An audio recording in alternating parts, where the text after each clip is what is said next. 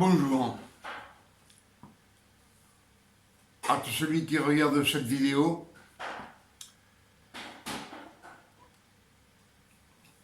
Un gros bonjour. Je vous salue au nom de Jésus-Christ, notre Sauveur. Dernièrement, je vous ai parlé du mélange de la grâce et de la loi.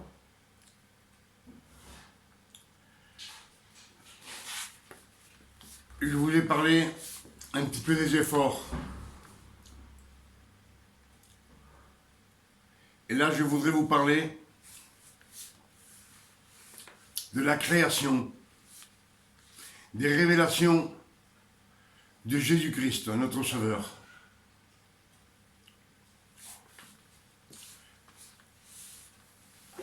Car Dieu, quand il fit le monde, il le fit pour Jésus-Christ, son Fils. Et dans les Écritures de la Bible, des Saintes Écritures, du commencement à la fin, Dieu demande du repos pour son Fils Jésus et pour son peuple, pour les fils d'Israël.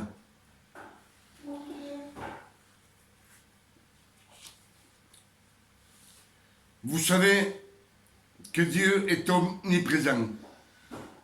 Dieu est omniprésent, omnipotent. Dieu est omniscient. C'est-à-dire, Dieu est omniprésent. Dieu peut être partout à la fois. Il peut être ici avec moi, ou avec toi, ou en Chine, ou en Espagne. En même temps, Dieu peut être partout à la fois. Dieu est le maître du temps et de l'espace. Il peut être 1000 ans dans le passé, comme dans le présent, comme 1000 ans dans le futur. Donc,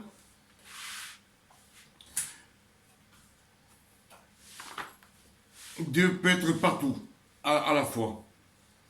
Dieu est omnipotent. Donc Dieu peut tout faire, puisqu'il a fait la terre, les cieux, la lune, le soleil et toute la création. Donc tout est possible à Dieu. On est bien d'accord que tout est possible à Dieu. Dieu est omniscient. Dieu est omniscient. Donc Dieu connaît tout. Il connaît le nombre de cheveux que tu as sur ta tête. Il connaît le nombre de chaque étoile qu'il y a dans le ciel. Il connaît même les plus intimes pensées que tu as dans ton cœur. Donc, vous me suivez, Dieu connaît tout. Dieu connaît tout. Et on ne peut rien lui cacher. On est bien d'accord. Donc Dieu savait tout ce qu'il allait se passer dans l'avenir. Quand il créa le monde, il savait déjà que 4000 ans plus tard, Dieu savait que le Verbe devait devenir chair. C'est-à-dire Dieu lui-même devait rentrer dans le ventre de la Vierge Marie et devenir un homme de chair et de sang et accomplir toutes les prophéties du prophète Isaïe et accomplir les 613 commandements de Moïse et après mourir crucifié à la croix pour que son sang versé puisse laver nos péchés et nous pardonner. Et après, prendre sa place dans la gloire de Dieu et se reposer de tout le travail qu'il a fait sur la terre et du sacrifice de la croix. Donc Dieu créa le monde pour son Fils, Jésus. Tout fut créé à l'avance pour Jésus. Dans les Saintes Écritures, du commencement de la création du monde jusqu'à la fin de l'Apocalypse, apparaît le chiffre 7. Le chiffre 7 représente le chiffre parfait, le sabbat, le repos, ne rien faire, c'est-à-dire se reposer.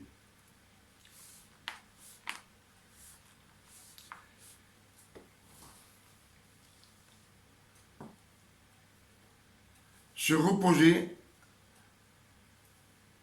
et le monde a été fait pour lui, pour Jésus, pour qu'il se repose.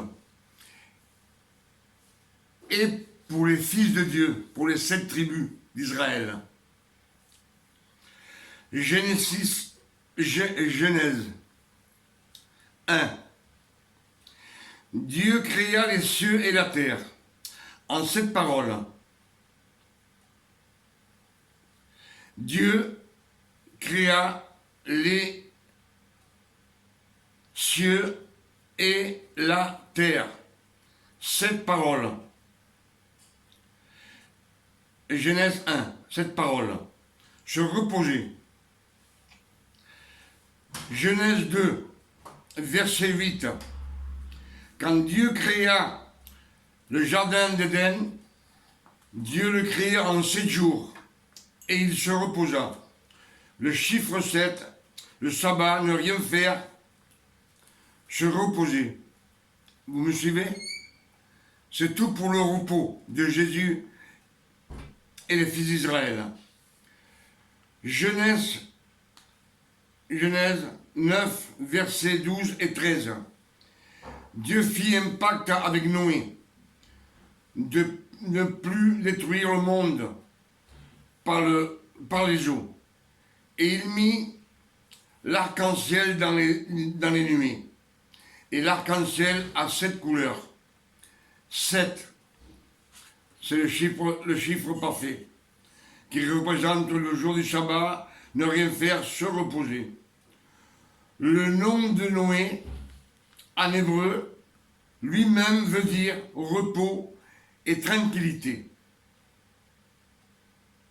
Le nom de Noé, en hébreu, veut dire repos, tranquillité.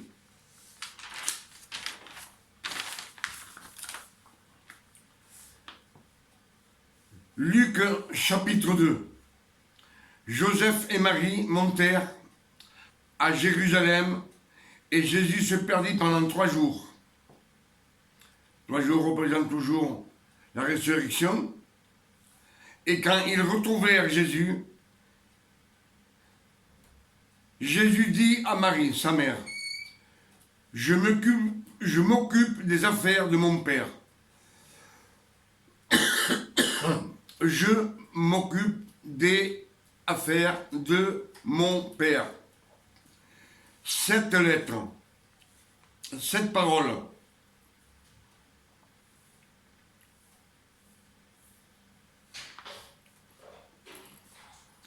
Toujours le chiffre 7,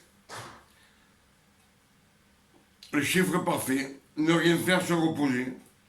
Si vous me suivez, vous avez à comprendre. Luc 23, verset 42, Luc verset 42, 43. Jésus crucifié entre 2 malfaiteurs, un à droite, l'autre à gauche. Jésus dit au voleur de droite, tu seras avec moi dans le paradis. 7 paroles qui signifient les mêmes choses. Repos, ne rien faire, se reposer.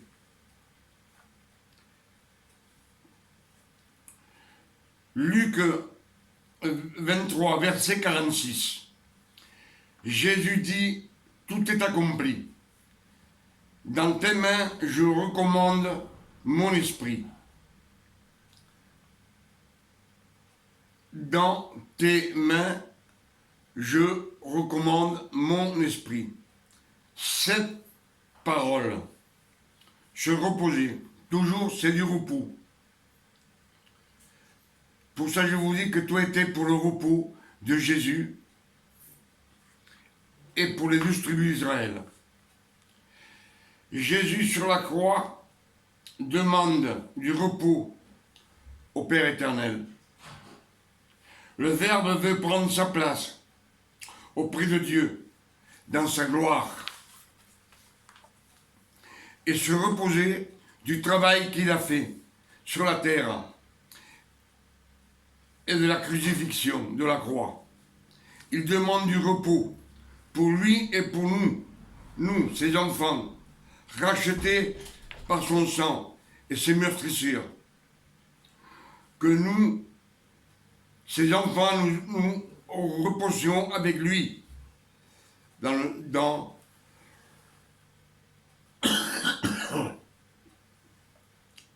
en rejetant la loi qui tue et la loi écrite sur la pierre.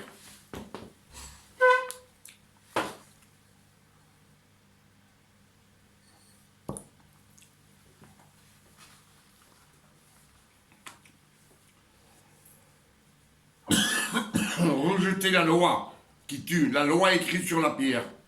Elle tue, c'est une malédiction. Car le chiffre 7 représente la révélation du Christ, se reposer. Les 7 coupes, les 7 rouleaux, les 7 trompettes, les 7 anges, les 36 mois et 36 mois qui représentent 7 années. Tous ces 7, vous les trouverez dans l'Apocalypse.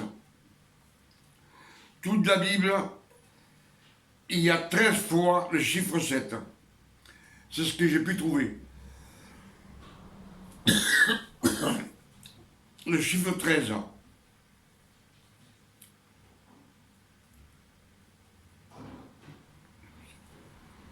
Pour Jésus, pour qu'il vive 1000 ans avec nous dans sa gloire. Après ces 7 ans qui doivent venir. En attendant le jugement dernier.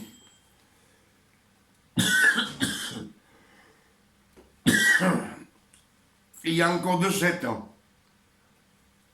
2-7. Jacob travailla 7 ans pour avoir Rachel, sa femme. Et après 7 ans, pour pouvoir avoir Léa, sa femme. Pour avoir le repos d'être avec ces 2 femmes. Il a travaillé 7 ans et 7 ans. Je pense que c'est 13-7 que j'ai de révélation dans la Bible. C'est le repos pour Jésus. Et pour chaque tribu d'Israël, pour les 12 tribus d'Israël. C'est-à-dire 13-7 qui représentent le repos, qui représente ne rien faire, qui représente se reposer. Même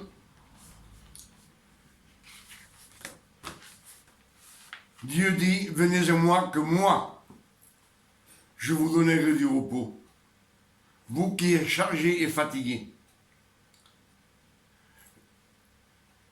Je vous déchargerai, je vous donnerai du repos. Moi.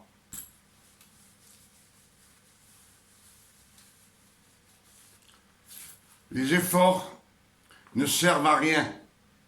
Les efforts qu'on peut faire ne servent à rien. Mais ça, on en parlera dans notre prochaine vidéo.